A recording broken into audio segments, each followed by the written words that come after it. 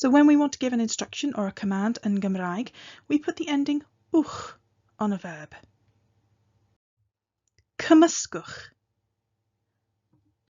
Mix. Rholiwch. Roll. Coginiwch.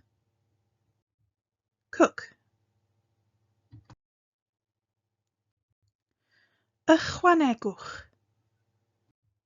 Add. Torrwch. Cut. Gorffennwch.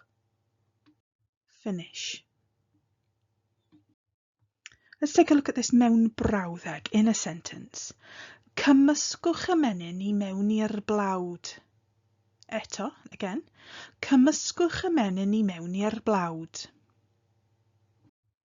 Mix the flour into the butter. Torrwch foron. Here we've got our treiglad again in the blue there. So moron has become a foron. Torrwch foron. Chop carrots.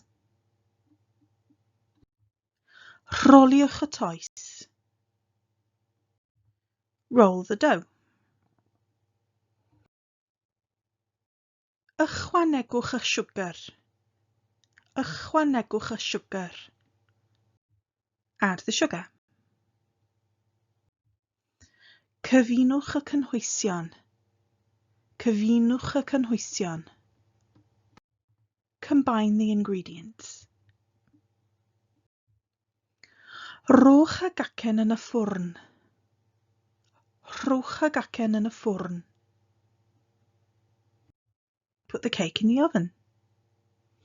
You might hear another word for cake. You might hear teisen.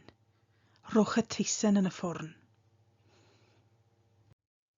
Have a practice of these patterns and then have a go at seeing if you can spot them when you're looking at recipes written yn Gymraeg.